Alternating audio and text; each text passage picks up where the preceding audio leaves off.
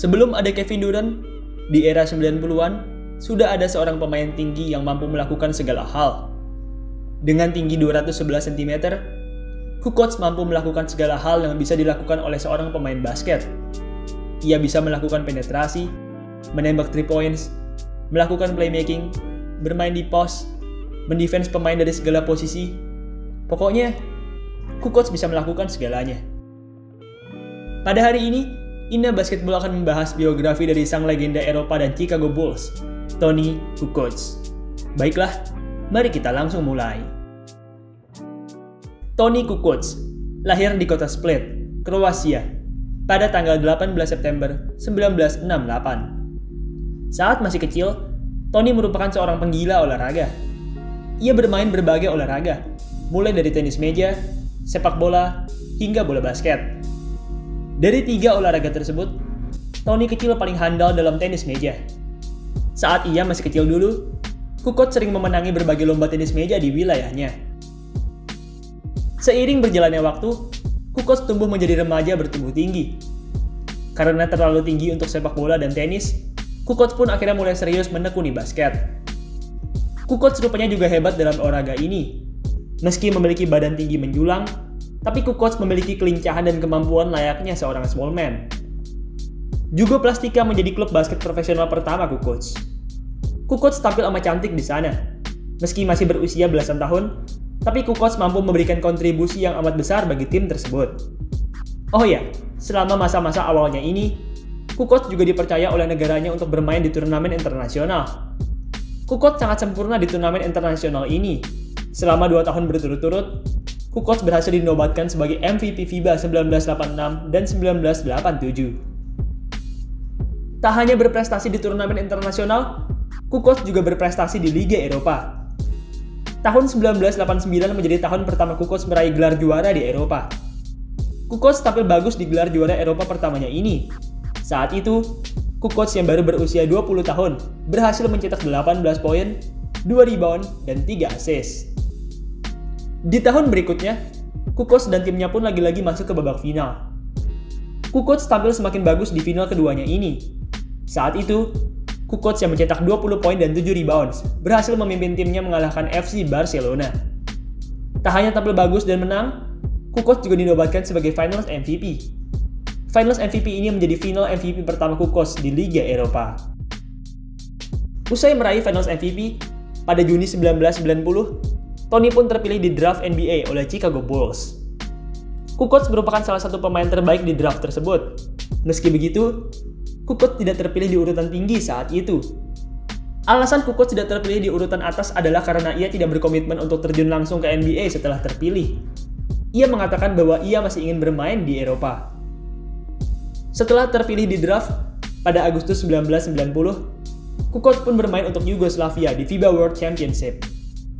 Oh ya, mungkin kalian bertanya-tanya, Kukoc kan orang Kroasia, bagaimana bisa ia bermain untuk Yugoslavia? Jadi, zaman dulu, Kroasia merupakan bagian dari Yugoslavia. Pada tahun 1992, negara besar ini pecah menjadi beberapa bagian, yang salah satunya adalah Kroasia. Di tahun 1990, Kroasia masih menjadi bagian dari Yugoslavia, sehingga Kukoc pun membela Yugoslavia di turnamen internasional ini. Kukoc tampil sangat bagus di ajang internasional ini. Saat itu, Kukoc yang merupakan salah satu pemain termuda di sana berhasil membawa timnya meraih gelar juara. Tak hanya meraih gelar juara, Kukoc juga dinobatkan sebagai MVP di turnamen tersebut. Ia mendapatkan gelar ini usai memimpin timnya menang di final dengan skor 92-75. Pada tahun 1991, Kukoc dan timnya pun lagi-lagi berhasil meraih gelar juara EuroLeague. Sama seperti sebelumnya, di tahun 1991 ini, Kukoc pun lagi-lagi mendapatkan gelar Final MVP. Dengan gelar Final MVP ini, kini Kukoc pun mempunyai 2 gelar Final MVP di Eropa. Selesai bermain di EuroLeague, pada tahun 1992, Kukoc pun bermain mewakili Kroasia di Olimpiade 1992. Olimpiade 1992 ini merupakan turnamen internasional tertinggi yang pernah Kukoc datangi. Pada Olimpiade ini, Kukoc akan menghadapi banyak sekali pemain bintang, mulai dari Scottie Pippen, Magic Johnson, Larry Bird, Michael Jordan, dan masih banyak lagi. Turnamen ini merupakan turnamen yang bagus bagi Kukoc. Untuk pertama kalinya, Kukoc akhirnya bertemu dengan pemain yang levelnya lebih tinggi daripadanya. Tanggal 27 Juli 1992 pun menjadi hari besar bagi Kukoc. Pada tanggal tersebut, Kukoc dan timnya dipertemukan dengan tim terkuat di bumi, The Dream Team. Amerika merupakan tim yang amat hebat di Olimpiade ini. Mereka selalu membantai lawan-lawannya di Olimpik. Meski begitu, mereka sama sekali tidak meremehkan Kroasia. Mereka tahu bahwa Kroasia merupakan tim terhebat di Eropa. Michael Jordan dan Scottie Pippen merupakan dua pemain yang paling bersemangat di tim Amerika. Mereka berdua sudah banyak mendengar informasi tentang kehebatan Kukoc. Mereka sudah muak dengan informasi ini. Dan pada pertandingan ini, mereka ingin membuktikan kepada dunia bahwa Kukoc adalah pemain yang biasa-biasa saja. Akhirnya, pada pertandingan tanggal 27 ini, Jordan dan Pippen pun sepakat untuk menjaga Kukoc mati-matian. Kukoc benar-benar dibuat tak berkutik pada pertandingan besar ini. Pippen dan Jordan benar-benar menjaga Kukoc mati-matian. Kukoc sendiri akhirnya tampil amat buruk pada game ini. Selama 34 menit bermain, Kukoc hanya bisa mencetak 4 poin dengan field goal percentage yang hanya sebesar 18%. Tak hanya tampil buruk dalam tembakan, Kukoc juga dipaksa melakukan banyak turnover pada game ini. Pada pertandingan ini, Kukoc total mencetak 7 turnover. Itu merupakan turnover terbanyak yang berhasil dicetak oleh seorang pemain di game tersebut. Usai dibuat tak berkutik oleh Jordan dan Pippen, Kukoc dan timnya pun lanjut bertanding di Olimpik. Kukoc dan negaranya tampil amat baik di sana. Mereka selalu berhasil menyelesaikan tiap pertandingan dengan kemenangan. Usai terus meraih kemenangan, Kukoc dan kawan-kawan pun melaju ke babak final. Di final, Kukoc pun lagi-lagi dipertemukan dengan mimpi buruknya, yaitu Amerika Serikat. Kukoc sudah tidak lagi tampil buruk di pertemuan keduanya dengan Amerika ini. Kukoc sudah semakin percaya diri dan mampu bermain dengan bagus. Kukoc sendiri mengakhiri pertandingan final ini dengan 16 poin, 5 rebound, dan 9 assist. Sayangnya, meski telah tampil cantik, Kukoc belum mampu membawa Kroasia meraih juara 1. Mereka saat itu kalah, usai dibantai Amerika dengan skor 117-85. Kukoc mengakhiri turnamen internasional ini dengan 11,5 poin, 3,1 rebound, dan 6 assist per game. Ia dan timnya berhasil menduduki peringkat 2, usai kalah dari Amerika Serikat. Usai bermain di Olimpiade, Kukoc pun lanjut bermain di Liga Eropa. Kukoc lagi-lagi bermain dengan sangat apik di musim ke-8-nya ini. Saat itu, Kukoc lagi-lagi berhasil membawa timnya meraih gelar juara. Selain mendapat gelar juara, Kukoc juga saat itu mendapat gelar EuroLeague Final Four MVP. Dengan didapatnya gelar ini, maka Kukoc pun kini mempunyai 3 Final Four MVP, menjadikannya sebagai pemain dengan gelar EuroLeague Final Four MVP terbanyak di sepanjang sejarah. Pada tahun 1993, Kukoc sudah mendapatkan banyak sekali penghargaan di Eropa. Ia sudah meraih banyak gelar juara klub, gelar Finals MVP, gelar juara FIBA, Top Scorer, Player of the Year. Pokoknya, Kukoc sudah benar-benar bak dewa di Eropa. Merasa jenuh dengan Eropa, Kukoc pun berniat ingin mencari tantangan baru. Ia pun ingat bahwa ia pernah di-draft oleh Chicago Bulls di tahun 1990. Akhirnya, pada tahun 1993, usai meraih gelar juara Eropa, Kukoc pun terbang ke Amerika untuk bermain dengan Chicago Bulls. Kukoc datang di saat Bulls sedang dalam situasi yang berat. Ya, Bulls memang baru saja memenangkan gelar juara ketiga mereka, tapi saat itu, pemain terhebat mereka, Michael Jordan, mengumumkan kepensiunannya dari basket usai mendapat kabar bahwa ayahnya tewas tertembak. Mengetahui Jordan yang pensiun, Kukoc pun sedih lantaran ia tidak bisa bermain dengan salah satu pemain favoritnya. Kukoc mengidolakan Michael Jordan, dan ia pastinya sangat ingin bermain satu tim dengan Jordan. Sayangnya, Kukoc datang di saat yang tidak tepat. Hilangnya Jordan tidak 100% berakibat negatif kepada Kukoc. Dengan tidak adanya Jordan, Kukoc pun bisa mendapat menit bermain yang lebih banyak, dan bisa lebih mengembangkan skillnya. Tanggal 5 November 1993 pun menjadi debut Kukoc dengan Bulls. Oh ya, ada yang menarik dari debutnya ini. Beberapa jam sebelum pertandingan, rekan setimnya, Steve Kerr, mengajaknya ke sebuah restoran untuk ngobrol santai sambil minum teh. Menariknya, Kukoc tidak hanya memesan teh di sana. Ia memesan banyak sekali makanan, sampai-sampai Kerr terkaget-kaget saat itu. Kerr pun kemudian bertanya, "Tony, kamu selalu makan sebanyak ini sebelum pertandingan?" Tony Kukoc pun menjawab, "Di Eropa, kita makan dalam porsi besar, terus minum wine, terus minum espresso, balik ke hotel, terus kita bertanding." Porsi makanan yang besar tersebut rupanya tidak mengganggu Kukoc sama sekali.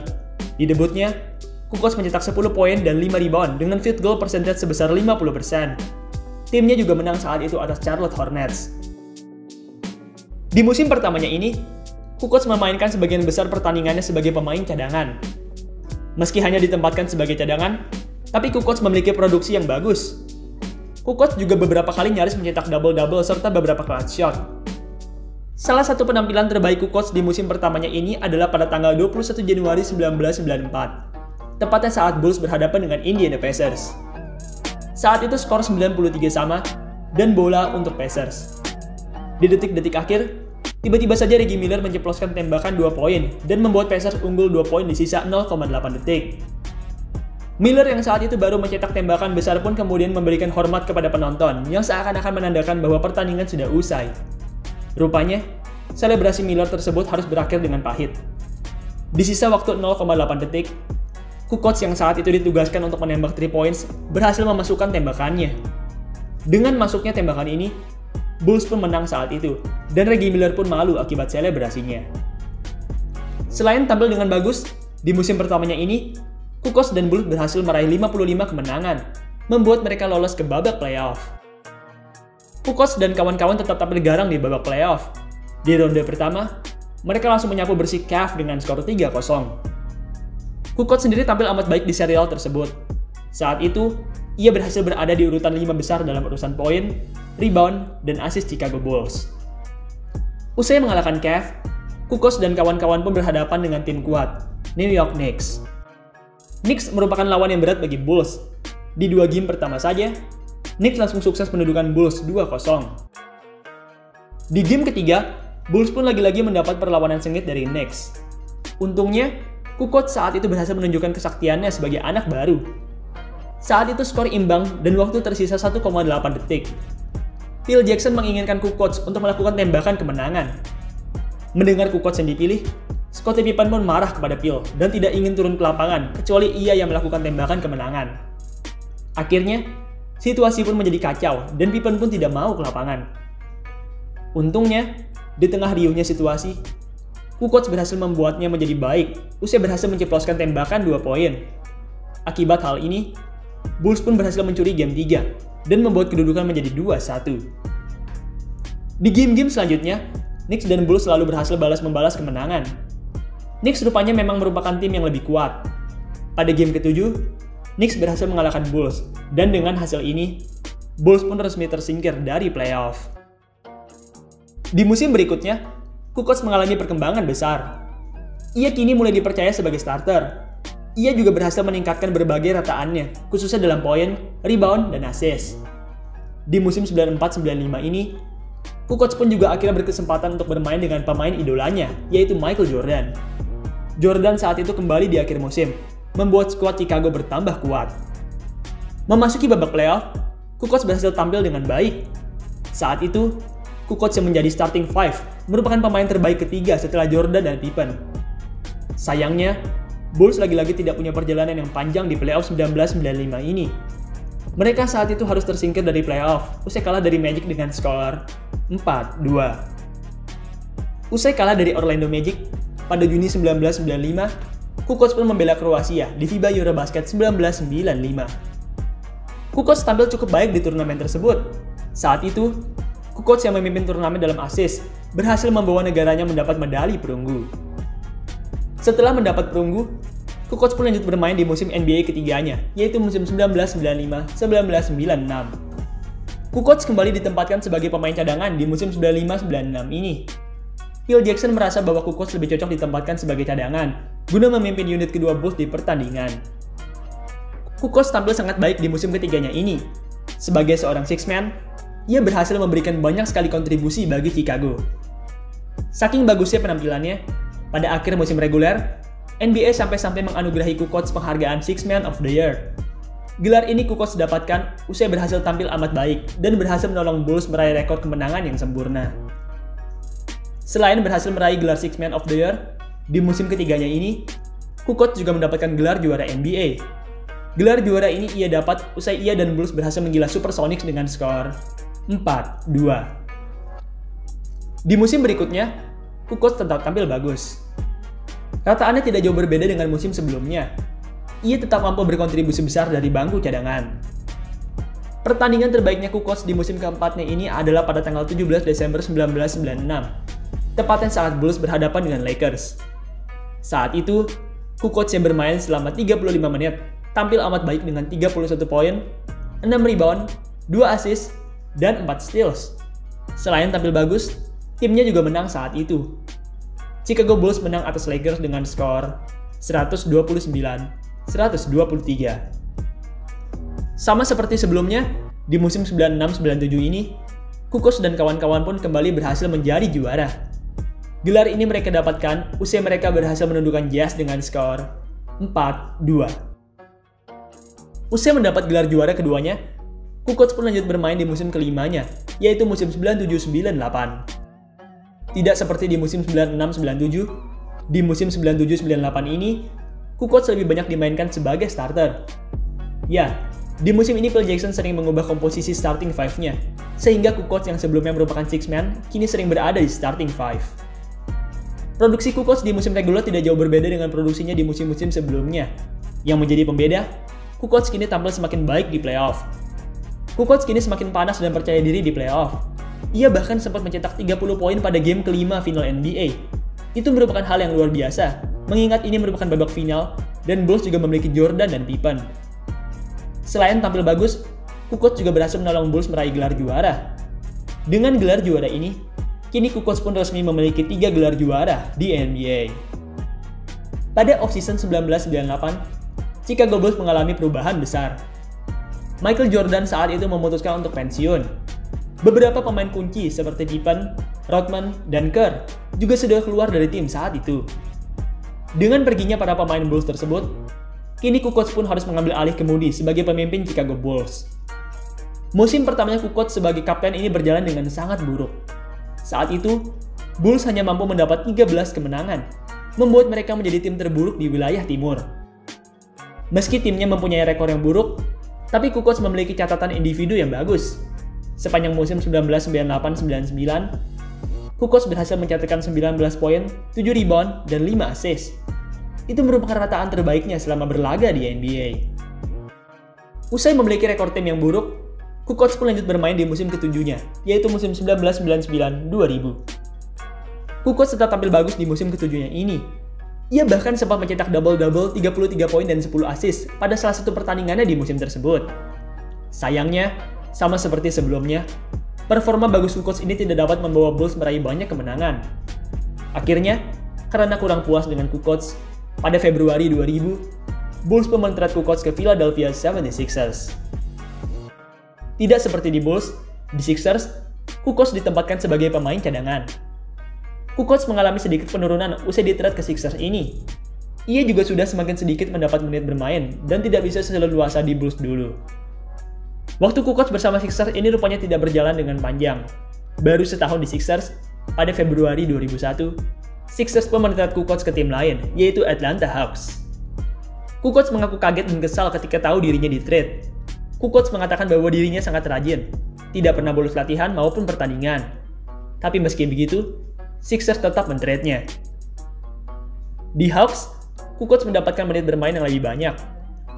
Hal ini berimbas baik pada Kukoc. Saat itu, Kukoc berhasil meningkatkan berbagai rataannya, khususnya dalam hal poin. Kukoc bermain pada 65 pertandingan di musim 2000-2001 ini, dan selama itu, ia berhasil mencatatkan rata-rata 11,1 points, 4 rebound, dan 3,1 assist per game. Usai musim 2000-2001, Kukoc masih bermain satu musim lagi dengan Hawks. Pada offseason 2002, usai 1,5 musim bermain dengan Hawks, Kukoc pun kemudian di-trade ke Milwaukee Bucks. Di Bucks, Kukoc berperan sebagai power forward pelapis, sekaligus pemain veteran yang membantu para pemain muda. Kukoc bermain selama 4 tahun di tim ini. Usai musim 2005-2006, Kukoc pun memutuskan untuk pensiun dari NBA. Usai pensiun, Kukoc mau menikmati hidupnya sekaligus mendekatkan diri kepada keluarganya. Selama pensiun ini, Kukoc juga sering bermain golf. Kukoc cukup handal dalam olahraga ini. Ia bahkan sempat memenangkan sebuah kejuaraan golf di Kroasia pada tahun 2011 yang lalu. Pada Agustus 2015, Presiden Chicago Bulls pun mengangkat Kukoc sebagai penasihat untuk Chicago Bulls. Jabatan spesial ini sebelumnya juga telah diemban oleh rekannya, yaitu Scottie Pippen semenjak tahun 2012. Sebagai penasihat, Kukoc bertugas untuk menolong seorang Presiden Bulls dalam berbagai hal di organisasi, mulai dari keuangan, komposisi tim, dan lain sebagainya. Pada tahun 2017, Kukoc dan beberapa pemain legenda lainnya masuk ke dalam FIBA Hall of Fame. Ia dan beberapa pemain hebat seperti Shaquille O'Neal, Valdez Valters, dan Radžija Mudanovic masuk ke dalam FIBA Hall of Fame angkatan 2017. Usai masuk FIBA Hall of Fame, pada tahun 2021, Kukoc terpilih untuk masuk ke Naismith Basketball Hall of Fame. Naismith Basketball Hall of Fame merupakan penghargaan tertinggi bagi pemain basket yang berjasa di dunia. Kukoc sendiri bisa masuk ke dalam kelompok elit ini karena jasa besarnya terhadap bola basket Eropa dan NBA. Baiklah, itulah tadi biografi dari legenda Eropa yang juga merupakan six man dari dinasti Chicago Bulls, Toni Kukoc. Sekian video pada hari ini. Terima kasih buat kalian yang sudah menonton. Dan sampai jumpa di video selanjutnya.